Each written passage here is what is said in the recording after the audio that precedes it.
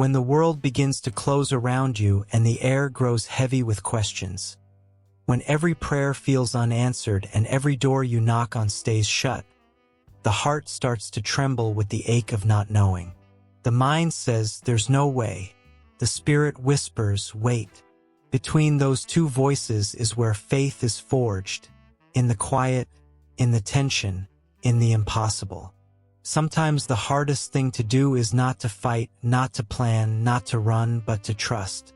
Trust that even when everything looks impossible, God is not finished. Trust that His silence isn't absence, but strategy. Trust that while you see walls, He sees the blueprint for a door. Faith doesn't make sense because it was never meant to. Faith belongs to another language, one written in wind and whisper, one that says, you don't have to understand to stand. You are standing on holy ground even when it feels like barren soil. Because impossibility isn't the end of the story. It's the setting where God reveals Himself most clearly. When Moses stood before the Red Sea, it looked like a dead end. Water in front, an army behind, panic rising like the tide. But God was already there, breathing over the deep, commanding creation to obey its Creator. Do not be afraid. Stand firm, and you will see the deliverance the Lord will bring you today. Exodus 14 verse 13. The sea didn't part because Moses had strength. It parted because he trusted. That's what God asks of you now. Not strength, not certainty, but trust. Because trust is the bridge between where you are and where God is taking you. Maybe your heart has been waiting for years, waiting for healing, waiting for provision, waiting for an answer that never seems to come. Maybe your prayers have turned into sighs and your hope into habit. You've prayed so long that your words have worn grooves into the sky, and still the silence remains. But silence is not the sound of nothing. It is the sound of something sacred being prepared. When the seed is buried, it's silent too. It doesn't shout as it grows roots. It doesn't cry out when the darkness surrounds it. It simply trusts that the soil, though heavy, is holy. You are the seed. Faith is the act of trusting the soil. You may not see light, but light is still there. You may not see growth, but roots are forming beneath the weight of what feels impossible. The seed doesn't fear the dark. It becomes in the dark. Now faith is confidence in what we hope for and assurance about what we do not see. Hebrews 11 verse 1. What you cannot see, you can still believe. Because faith is not blind. It simply sees differently. It looks beyond what is visible and listens for what is eternal. Maybe you've told yourself, I can't do this anymore. But you can. Not because you are strong, but because He is. Not because you see the way, but because the way sees you. God never promised clarity. He promised company. Even when the storm rages, His voice still says, peace, be still. Even when the path disappears, His word still lights your next step. The Lord will fight for you. You need only to be still. Exodus 14 verse 14. To be still doesn't mean to do nothing. It means to stop striving, to surrender the outcome, to lean into the mystery and say, I don't see it, but I trust you. There's something sacred about the word still. It's the sound of surrender, the echo of peace, the heartbeat of trust. Faith begins when control ends. Maybe that's why God lets things fall apart sometimes. Not to punish, but to prepare. Not to break you, but to build a kind of belief that doesn't depend on sight. You see a dead end. God sees the Red Sea parting. You see delay. God sees design. You see silence. God hears your soul breathing His name in the dark.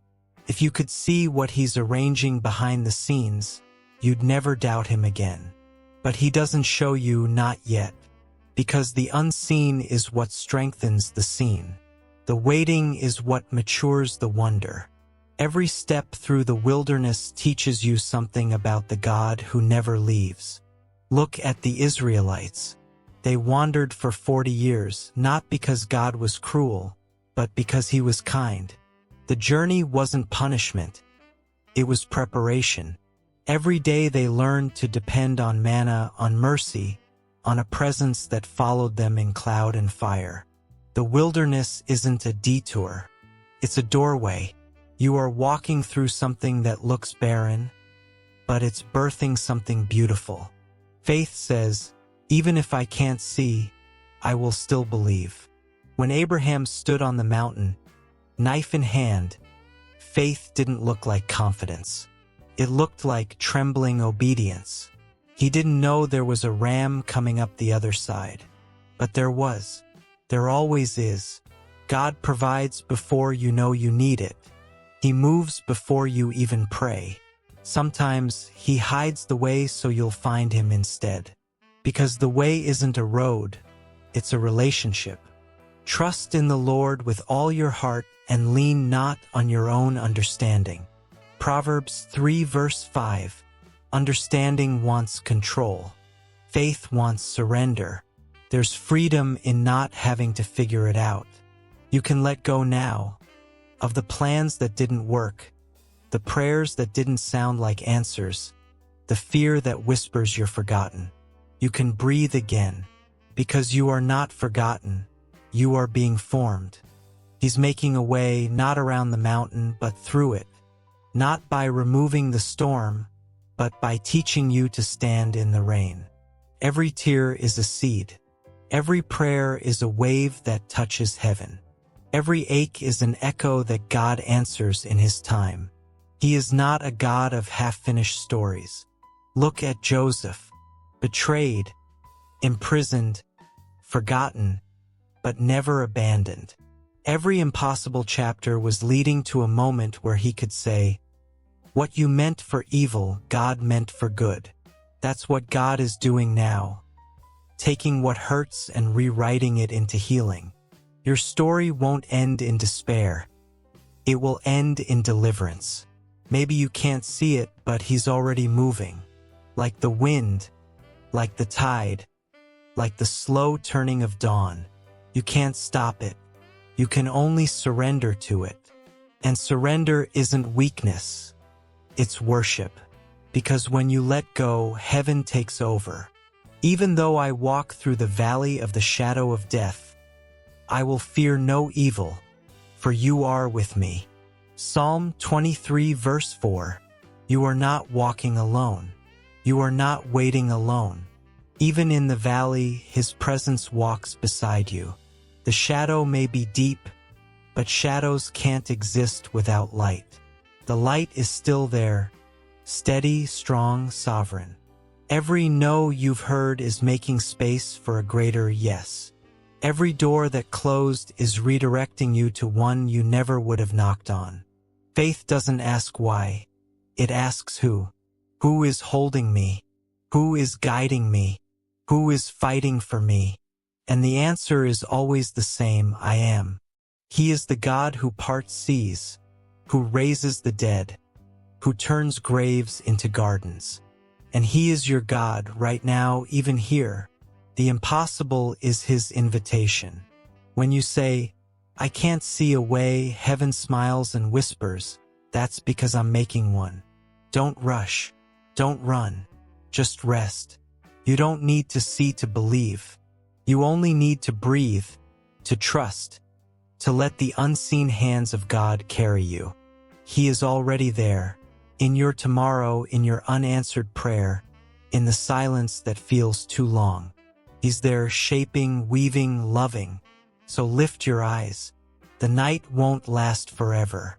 The dawn is already on its way. Every story of faith has one thing in common: impossibility. But impossibility is where God begins. He is making a way, even when you can't see it, even when you don't feel it, even when everything looks impossible. Close your eyes and whisper, "I trust you." Let that whisper be your worship. Let that trust be your offering. Because the God who made a way through death itself will make a way through this too. He's making a way for you right now. If this touched you, share in the comments. What are you trusting God for today?